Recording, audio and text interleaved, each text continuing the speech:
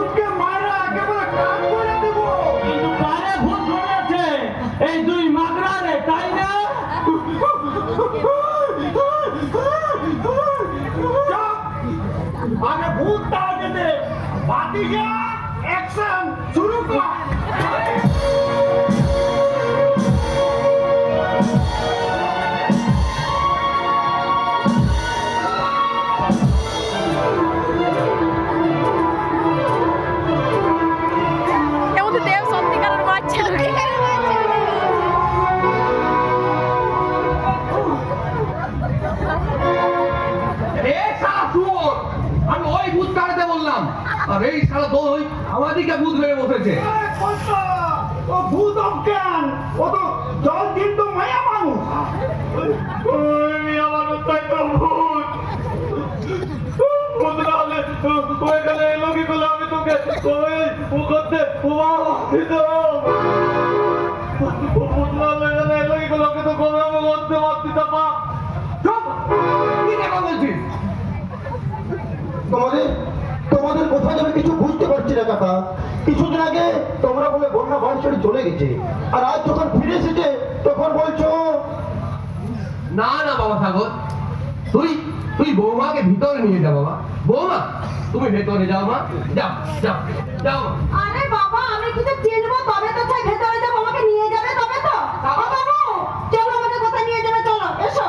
সাগর বাবা যা যা। কোথায় নিয়ে যাবো মানে? ও কি সব ভুলে গেছে কাকা? ও আমার সব যেন ভুলে যাচ্ছে। আমি আর কিচ্ছু ভাবতে পারছি না কাকা, কিচ্ছু ভাবতে পারছি না। ঘরের ভেতরে চলে গেল, আমাদের কি হবে বাবা? ওটা ভূত নয়, আমাকে মনে হয় ওটা মানুষ। না, ওটা ভূত। গোপন কথা কাউকে বলবে না তো? আমরা কারো কথা কাউকে কইব না। আল্লাহর কিরা, তুমি আমাদের উপর ভরসা করে সব কিছু করতে পারো। ওই মেয়েটাকে না আমি তো নিজের গলা থেকে ফোন করে বলছি বুঝে দিয়েছিলাম, ও যদি ভূত না হয় এখানে এলো কি করলে?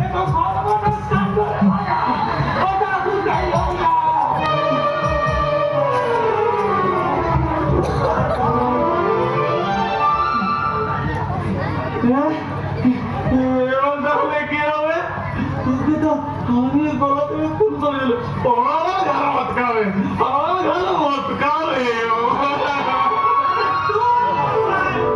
এই তাবিজ মেয়ে আর তাবিজ রাখতে ভয় কিসে?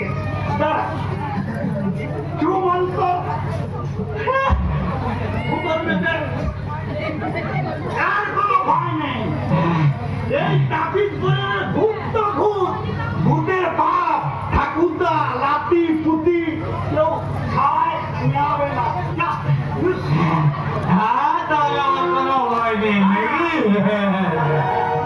আপনার একটা তাবিজ দিব কর্তা? আমার কোনো তাবিজের প্রয়োজন নেই, তোমরা এখন আসতে পারো।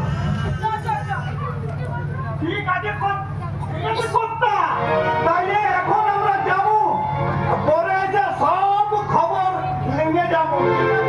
ভাতিজা আয়, চু মন্তর চু লুকা লুকা।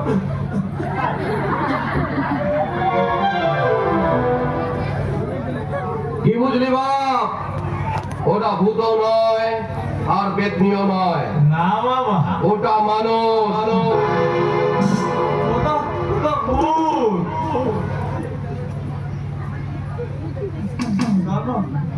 ওই তার বললো কি বলেছিস ওকে তুই?